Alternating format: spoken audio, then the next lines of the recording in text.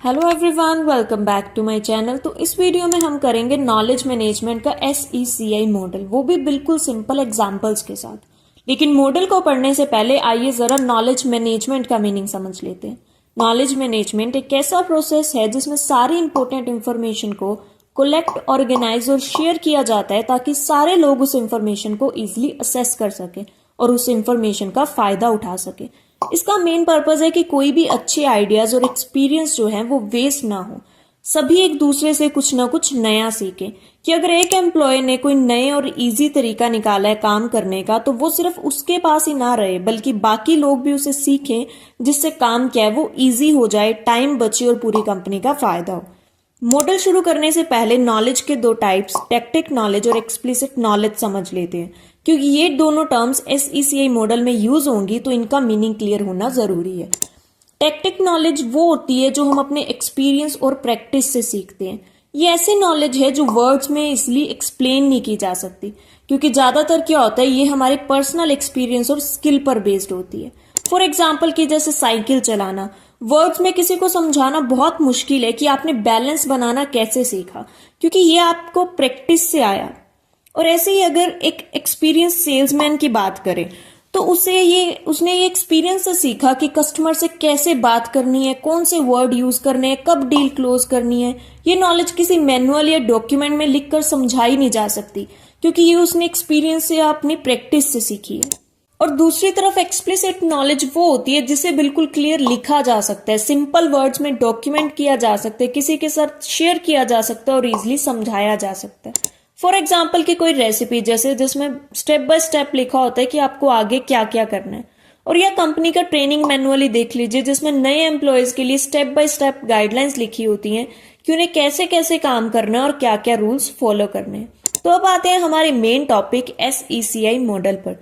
सबसे पहले इसके कुछ बेसिक इंफॉर्मेशन की ये दो जापानीज रिसर्चर नोनाका और टेकुची ने अर्ली 1990s में इन्वेंट किया था, जिसे उन्होंने अपनी बुक नॉलेज क्रिएटिंग कंपनी में इंट्रोड्यूस किया। SECI मॉडल एक तरीका है समझने का कि एक ऑर्गेनाइजेशन में नॉलेज कैसे क्रिएट होती है और शेयर होती है, जिसे उन्होंने 4 स्टेप्स में डिवाइड किया है: सोशलाइजेशन, एक्सटर्नलाइजेशन, कॉम्बिनेशन और इंटरनलाइजेशन। ये मॉडल सिंपल वर्ड्स में हमें बताता है कि एक इंसान के दिमाग में जो आइडियाज होते हैं वो कैसे धीरे धीरे सब लोगों तक पहुंचते हैं और उनके डेली वर्क का पार्ट बन जाते हैं।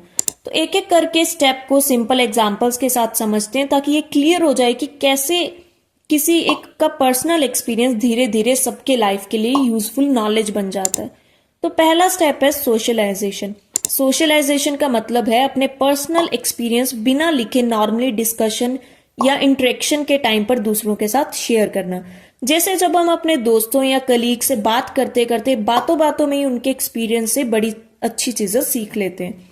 तो इसका मतलब है कि जो नॉलेज पहले सिर्फ एक इंसान के माइंड में थी वो अब दूसरों के माइंड तक भी ट्रांसफर हो गई है, बिना किसी डॉक्यूमेंटेशन या राइटिंग के। इसलिए इसे टैक्टिक टू टैक्टिक ट्रांसफर कहा जाता है, क्योंकि जैसे मैंने पहले बताया था कि टैक्टिक नॉलेज की है जो किसी के माइंड में होती है और सिर्फ उनके एक्सपीरियंस या प्रैक्टिस से आती है, जिसे लिखकर समझाना थोड़ा मुश्किल होता है। फॉर एग्जाम्पल कि आप लंच के टाइम पर कैजुअली कोवर्कर से अपनी बातें कर रहे हैं, तभी एक कोवर्कर अपने काम को करने का एक स्मार्ट सोल्यूशन बताता है जो उसने अपने एक्सपीरियंस से सीखा। तो सिर्फ उसकी बात सुन के ही क्या है, बाकी सबके माइंड में भी वो आइडिया चला गया। तो इसे ही बोलते हैं सोशलाइजेशन। नेक्स्ट स्टेप है एक्सटर्नलाइजेशन। एक्सटर्नलाइजेशन का मतलब है कि अपने माइंड में जो टैक्टिक नॉलेज है उसे लिखने, एक्सप्लेन करने लायक बनाना, ताकि दूसरे लोग भी उसे यूज कर सके, समझ सके। जैसे जब आप अपने पर्सनल एक्सपीरियंस से सीखी हुई चीज को वर्ड्स में लिख देते हैं या वर्बली एक्सप्लेन कर देते हैं, तो वो नॉलेज क्लियर और शेयरेबल बन जाती है। इस प्रोसेस में जो पहले सिर्फ दिमाग में आइडिया था वो अब सबके लिए क्या है, एक्सेसिबल हो गया है। इसलिए इसे टैक्टिक टू एक्सप्लिसिट कहा जाता है, क्योंकि ये नॉलेज अब सिर्फ माइंड में ही नहीं है बल्कि लिखी, एक्सप्लेन की गई फॉर्म में पहुंच चुकी है।